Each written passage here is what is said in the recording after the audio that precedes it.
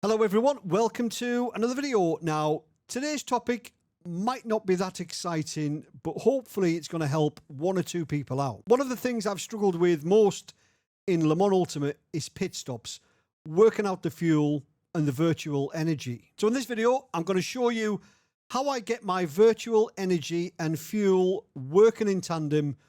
So I'm only carrying the fuel that I have to, and it's burning at the correct rate. Now, what is virtual energy? Well, this was introduced and it's run in the World Endurance Championship in GT3 cars, and it was introduced to sort out the balance of performance, obviously clean up the racing so it doesn't burn as much fuel, but it makes sure that the cars can only go so long in a stint. And it's up to the manufacturers to get their cars as quick and as efficient as possible within that virtual energy window. But if you get either the fuel wrong or the virtual energy wrong, there's obviously consequences.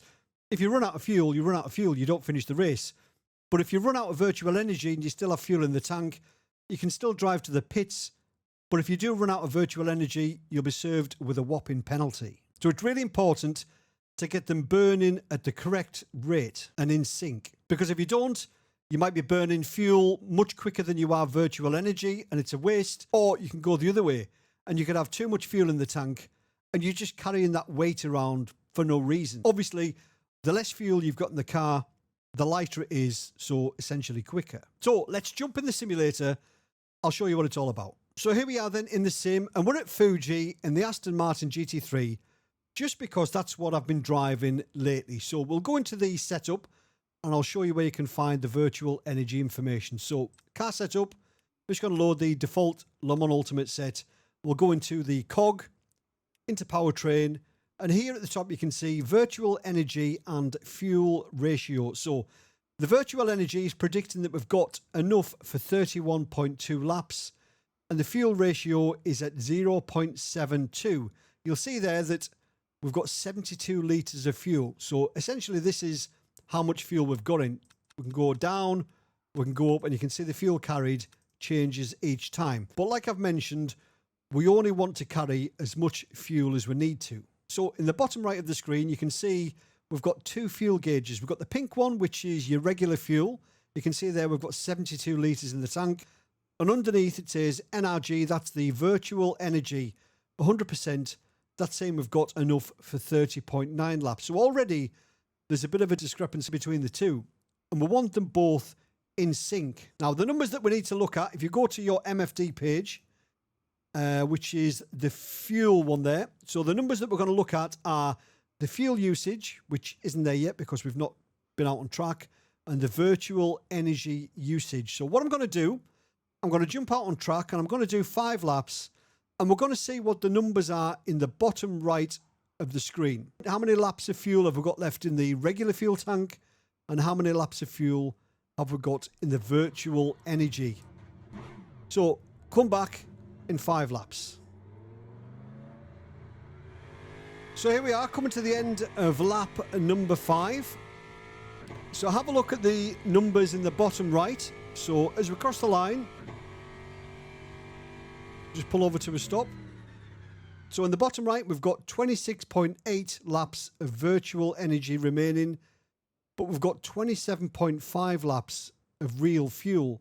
So that's 3/4 of a lap of fuel that we don't need to carry. So how do we go about fixing that? Well, if you go into your fuel tab on your MFD, a couple of numbers that we need to look at. We've got fuel usage, 2.21 litres per lap, and virtual energy usage, 3.14%. Now, we need a calculator. Let me just grab one.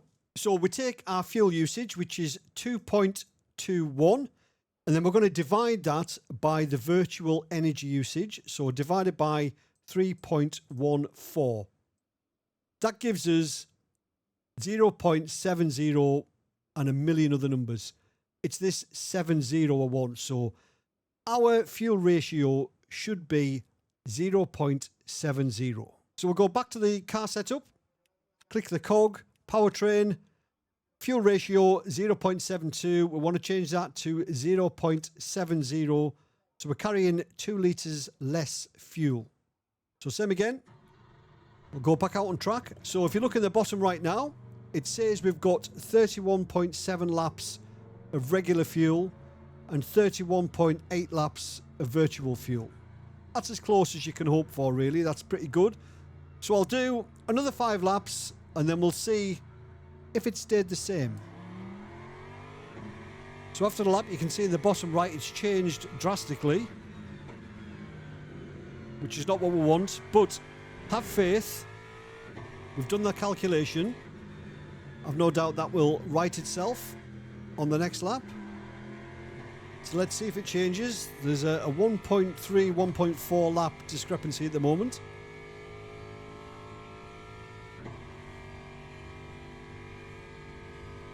There we go. So coming up to the end of lap number 5, and you can see in the bottom right, they're pretty much bang on.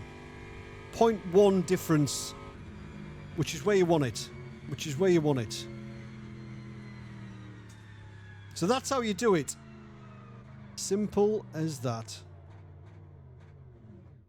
So it doesn't matter what your driving style, just make sure that you do 2 or 3 consistent normal laps, then make the calculation, then just make the change. It doesn't matter if you fuel save, it doesn't matter if it's full push, the fuel ratio will just be the same. And when you come to do a pit stop, you can now just look at the virtual energy number with regards to how much you need to put in. But hopefully this helps. It's something that I've really struggled with and not something that I've paid that much attention to. I assumed because the races I was doing, or some of them, were a fixed setup, so the fuel ratio would be correct. But it's not. I've been going around and trying to get my lap times down, trying to get things dialed in, but completely forgot about the fuel ratio, which is really, really important. But like I say, hopefully this helps. Whenever I learn something new or discover something, I always think, well, if I don't know it, somebody else might not know it. And hopefully this just helps somebody out. As always, thanks for watching. Have a great week. See you later. Cheers.